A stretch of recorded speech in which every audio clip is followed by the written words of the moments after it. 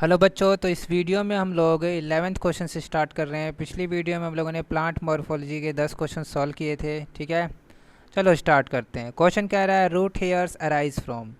Root hair जो होता है अराइज होता है जॉन ऑफ सेल मैचुरेशन से। अच्छा, इस ऑप्शन को जॉन ऑफ सेल मैचुरेशन कर लेना। ऑप्शन सी इसका सही आंसर होगा। 12th क्वेश्चन देखिए, कह रहा है find out the incorrect statement. तो आपको गलत स्टेटमेंट बताना है, ध्यान रखना इन बातों का। पहला ऑप्शन है root hair absorbs water and minerals from the soil. बिल्कुल सही कह रहा है। रूट हेयर जो होता है उसका काम क्या होता है? वाटर और मिनरल्स को एब्जॉर्ब करना। कहाँ से? सोयल से। ठीक है, तो ये ऑप्शन तो ठीक है, लेकिन हमारे लिए ये ऑप्शन गलत है कि नहीं? स्टेटमेंट वाइज ये ऑप्शन ठीक है। अगला क्वेश्चन है, मतलब अगला ऑप्शन है root increases in length due to region of elongation. ये भी स्टेटमेंट बिल्कुल ठीक कह रहा है, इसी वजह से हमारा आंसर नहीं होगा। क्या कह रहा है कि रीज़न ऑफ एलोंगेशन की वजह से जो रूट का इंक्रीज़ होता है ना लेंथ में, वो कारण होता है। ऐसा क्या होता है रूट रीज़न ऑफ एलोंगेशन में?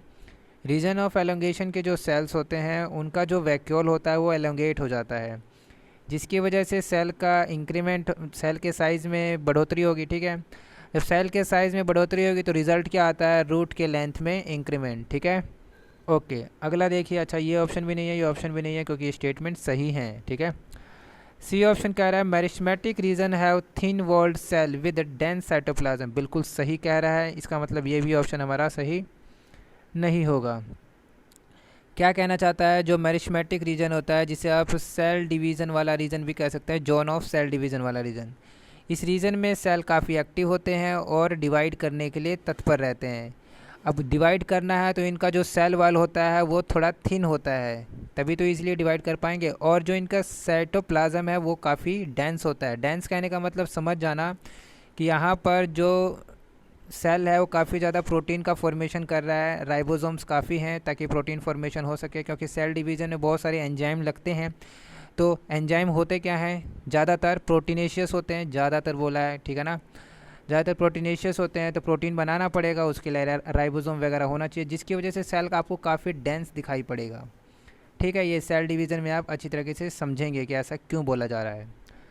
ठीक है, तो इसका मतलब हमारा आंसर होना चाहिए root can not synthesise plant growth regulator. बिल्कुल गलत कह रहा है, यही हमारा ऑप्शन हो जाएगा, क्योंकि रूट जो होता है प्लांट ग्रोथ रेगुलेटर्स भी रिलीज़ करता है, सिंथेसाइज करता है। ठीक है, चलिए, तो 13th क्वेश्चन कह रहा है which of the following is an exception for the modification of tap root. हमें पता है टैप रूट जो होता है वो रेडिकल से डायरेक्ट एलोंगेशन की वजह से बनता है। ठीक है, और कैरेट भी एक टैप रूट है, टर्निप भी एक टैप रूट का मॉडिफिकेशन है। ठीक है, स्वीट पोटैटो नहीं है। ठीक है, ये एडवेंटिशियस रूट का मॉडिफिकेशन है, इसमें एक ट्यूबरस रूट होता है।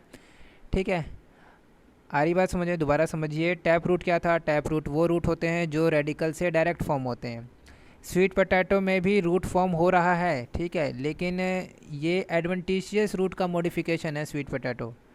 ठीक है, क्लियर है नहीं मामला? कि मतलब एक्सेप्शन बताना था ना कि टैप रूट के मॉडिफिकेशन का एक्सेप्शन कौन सा है, तो आंसर क्या हो जाएगा? Option C. ठीक है, अच्छा दो तीन बातें और बात कर लेते हैं। कैरेट का साइंटिफिक नेम क्या है? डेकस कैरोटा। टर्निप का क्या है? Brassica rapa. और स्वीट पोटैटो इपोमोए बटाटा। ये सभी आपको दिमाग में रखते रहना है। ठीक है, 14th क्वेश्चन कह रहा है प्रोप और pillar roots are found in. अब ये भी एक तरीके का क्या है? एडवेंटिशियस रूट है।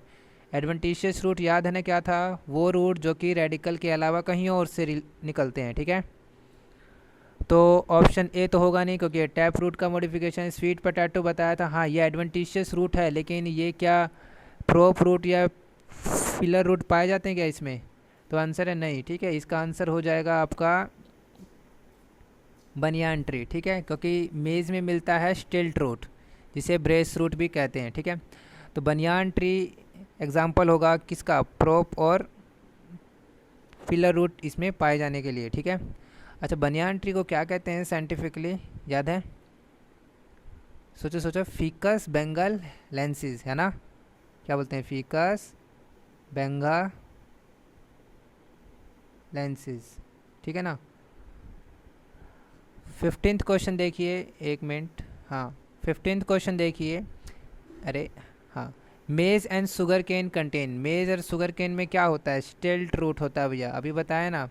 देखो क्या होता है, जैसे कि मैं शुगर केन बनाता हूँ इस तरीके से, है ना, ठीक है। आपको पता है ये नोड बनाया मैंने और ये इंटर नोड है, ठीक है। तो लोअर नोड जो होते हैं वहाँ से स्टिल्ट रूट का फॉर्मेशन होता है। आ रही बात समझ में? तो ये देखिए नोड से निकल रहा है, इसीलिए तो कह रही है एडवेंटिशियस रूट है, क्योंकि रेडिकल से नहीं निकल रहे हैं। आ रही बात समझ में? तो ये काम किस किस में होता है, ये काम होता है मेज़ और शुगर केन में। शुगर केन का साइंटिफिक नेम क्या है? बिल्कुल सही कह रहे हैं, सैकरम ऑफिसिनेरम, ठीक है। अच्छा, मेज़ का क्या होता है? जिया मेज़, बिल्कुल सही समझ रहे हैं, बहुत अच्छे बच्चे हैं यहाँ पर। ओके, हम लोग 15th पे थे, हाँ 16th क्वेश्चन देखिए। Find out the incorrect statement, incorrect statement बताना है, फिर से वही वाली बातें आ गई ना। तो पहला ऑप्शन है sweet potato has root modification for storage of food, बिल्कुल ठीक कह रहा है, ठीक है। जैसे कि पिछले क्वेश्चन में हमने देखा था यहाँ पर कि exception of modification of tap root, देखिए इसमें भी फूड का स्टोरेज होता है, इसमें भी फूड का स्टोरेज होता है, इसमें भी फूड का स्टोरेज होता है, लेकिन ये दोनों टैप रूट का मॉडिफिकेशन है और ये क्या है, एडवेंटिशियस रूट का मॉडिफिकेशन है, जो कि स्टोरेज ऑफ फूड का काम कर रहे हैं। अच्छा, दोबारा आ जाते हैं 16th क्वेश्चन पे। कह रहा था कि sweet potato has a root modification for storage of food, बिल्कुल सही कह रहा है ये। Stilt root arise from lower nodes of stem, बिल्कुल सही कह रहा है, अभी भी बताया ना, जो शुगर केन में था लोअर एंड ऑफ नोड से ही तो निकलता है सपोर्ट के लिए स्टिल्ट रूट, ठीक है। मेज और शुगर केन दोनों में था ना। ऑप्शन सी देखिए, राइजोफोरा पोजेसेस न्यूमेटोफोर्स, बिल्कुल ठीक कह रहा है, एरोबिक रेस्पिरेशन के लिए ये फॉर्म होता है और ये भी क्या है, रूट का मॉडिफिकेशन ही है, एडवेंटिशियस रूट, ठीक है। आगे देखिए D option, pneumatophores are meant for aerobic respiration, ये तो गलत हो गया, ठीक है, यही हमारा ऑप्शन हो जाएगा, एरोबिक रेस्पिरेशन के लिए फॉर्म होता है ना कि एनारोबिक रेस्पिरेशन के लिए, ठीक है ना। राइजोफोरा, अरे समझ आ रहा है ना क्या कहना चाहता हूँ, न्यूमेटोफोर्स का फॉर्मेशन होता है राइजोफोरा में, ठीक है। राइजोफोरा हो गया आपका, एक और होता है सोनरेशिया हो गया, ठीक है। तो और भी 2-3 एग्जाम्पल होते हैं, उसको आप देख लेना। अच्छा, 17th क्वेश्चन देखिए, कह रहा है which of the following is incorrect of stem.